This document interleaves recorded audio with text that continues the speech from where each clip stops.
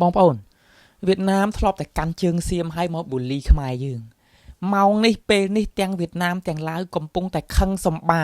នឹងត្រូលសៀមជាខ្លាំងពាក់ព័ន្ធជាមួយនឹងការរៀបចំការប្រកួតកីឡាស៊ីហ្គេមយ៉ាងរ៉ុករ៉ាក់យ៉ាងរខិរខៈជាទីបំផុតដែលវាមិនស័ក្តិសមជាប្រទេសខ្លួនដែលតែងតែអួតថាជាប្រទេសស៊ីវិល័យនឹង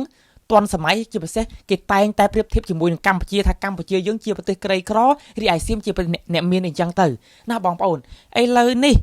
ប្រទេសដែលតែងតែកាន់ជើងសៀមកំពុងតែត្រូលសៀមពេញបណ្ដាញសង្គមតែម្ដងដោយបានលើកឡើងអំពីភាព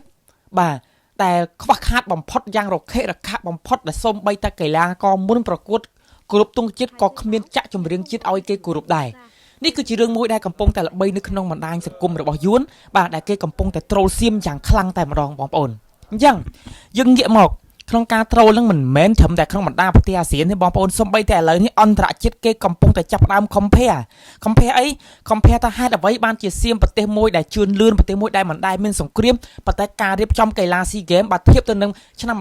1990ជាងមកដល់ម៉ោងនេះគឺសឹងថាអា90ជាងនឹងបានរៀបចំប៉ាតណូស្អាតជាងអា2025ទៅទៀតឥឡូវនេះសម្ពាធកំពុងតែបុកទៅកាន់អាតុងទីនបាទដែលជានាយករដ្ឋមន្ត្រីបច្ចុប្បន្ននេះខ្លាំងមែនទែនដោយសារតែអាតុងទីនកំពុងតែជួបនៅបាទបញ្ហាដែលគេចោទថាពាក់ព័ន្ធជាមួយនឹងមេអ ுக ្រិតជនផងឥឡូវនេះមកថែមនឹងរឿងការ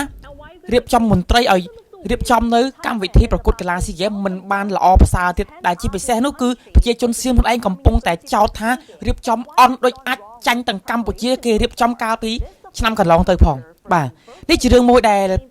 ទាំងប្រទេសសៀមទាំងវៀតណាមទាំងឡាវជាពិសេសកម្ពុជាយើងកំពុងតែផ្ដោតមើលជាពិសេសបណ្ដាក្នុងប្រទេសអាស៊ានដែលគេរៀបចំបញ្ជូនកីឡាករគេទៅជាបន្តបន្ទាប់ហ្នឹងគេកំពុងតែសម្លឹងមើលថាតើហេតុអ្វីបានជាសៀមរខេរខៈយ៉ាងនេះណាបងប្អូនអញ្ចឹង